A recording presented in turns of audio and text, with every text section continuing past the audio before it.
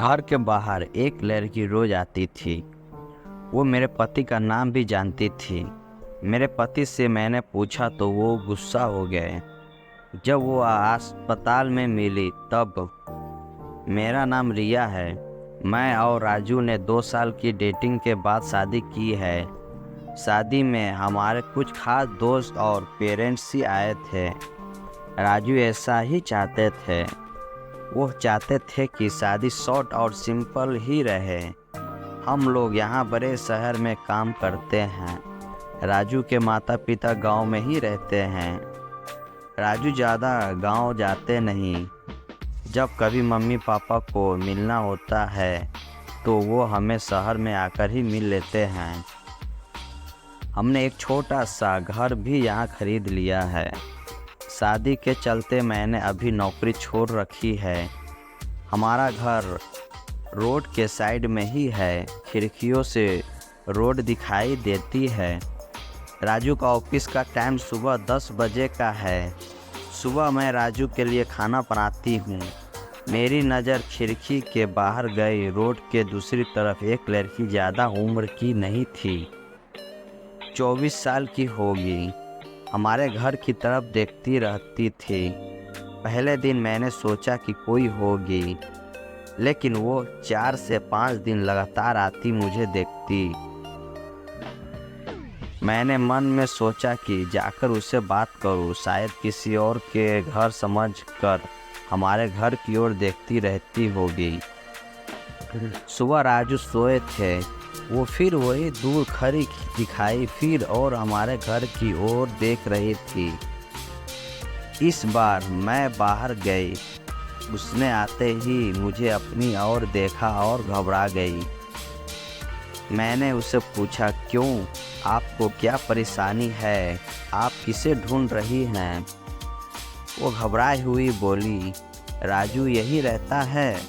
मैंने बोला, हाँ, आप कैसे जानती हैं? वो इतना सुनकर घबरा कर चली गई। मैंने पीछे से उससे आवाज़ दी पर उसने नहीं सुना। मैं अपने घर में वापस आ गई। मेरे आने पर राजू उठ गए थे।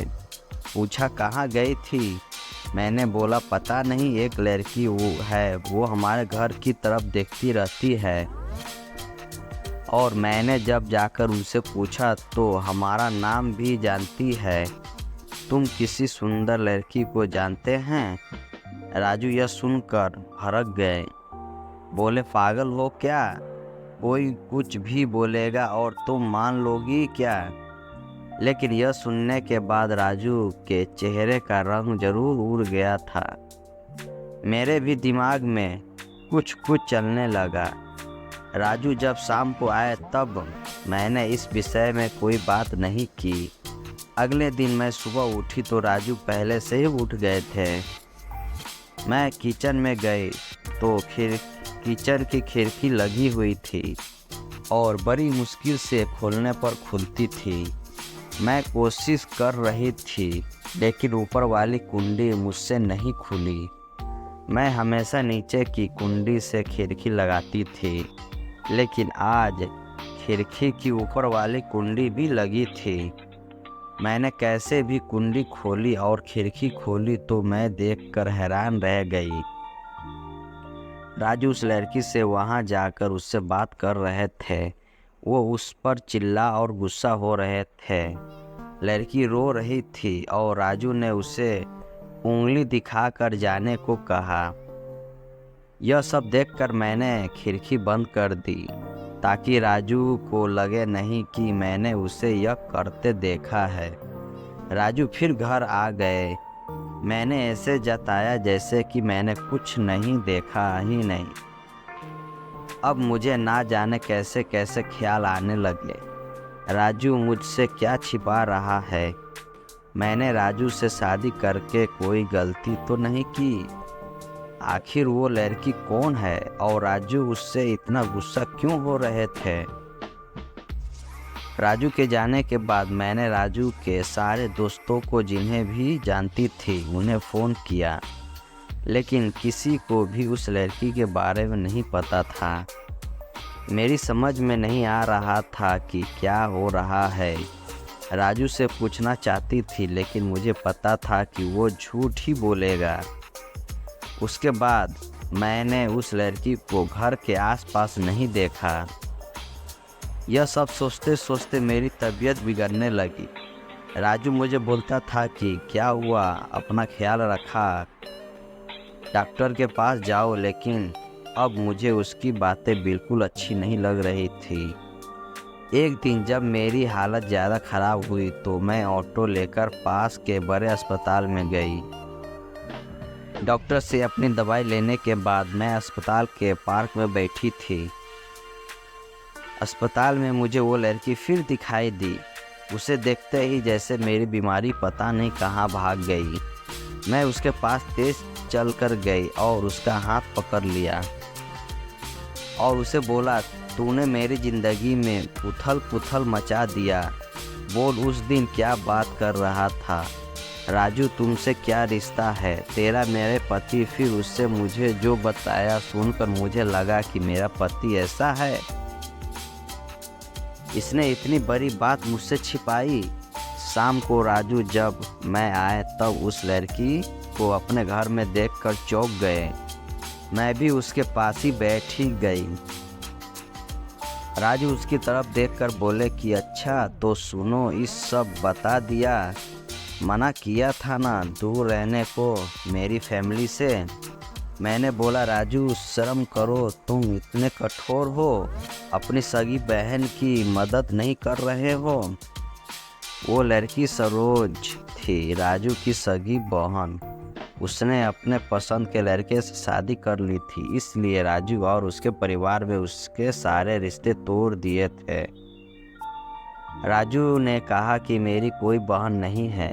मैंने कहा, इसका पति अस्पताल में है, इसे रुपयों की ज़रूरत है। बहन नहीं तो इंसानियत के नाते ही तुम्हें इसकी मदद करना थी। और अपनी पसंद की लड़की से शादी तो तुमने भी की, फिर जो नियम इसके लिए है तुम्हारे लिए क्यों नहीं है?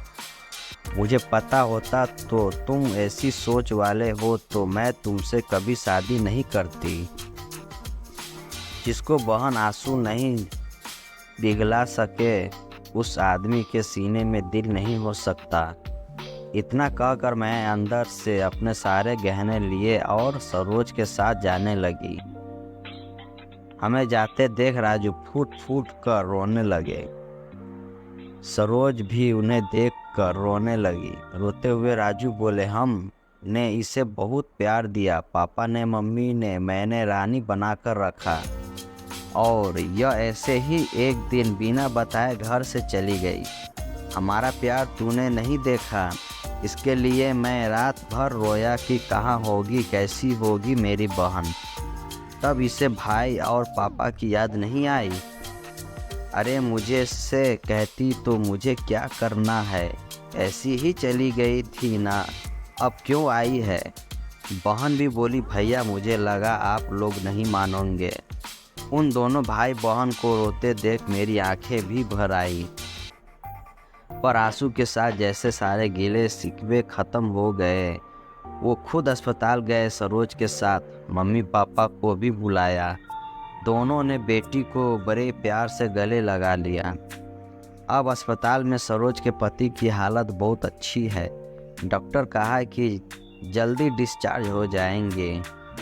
राजू की आंखों में मुझे एक अलग सुकून अब देखने मिल रहा है। राजू ने सरोज को कहा है, अब कुछ करेगी तो माफ़ नहीं करूँगा। हमेशा मेरी प्यारी बहन के तरह रहना, ज़िंदगी बहुत छोटी है। आपके अहंकार में इतना सुकून नहीं है जितना कि माफ़ कर देने में है। एक बार करके देखिए, ज़िंदगी बदल जाएगी। आपको यह कहानी कैसी लगे हमें कमेंट कर ज़रूर बताएं। इसी तरह की अच्छी कहानियाँ आप यहाँ पर पढ़ सकते हैं। यहाँ उपस्थित परीक्षा पत्र कहानियों आपका मनोरंजन करने के साथ दिशा भी देगी। तो बने रहिए हमारे साथ और हमारे प्रयास को सफल बनाएं।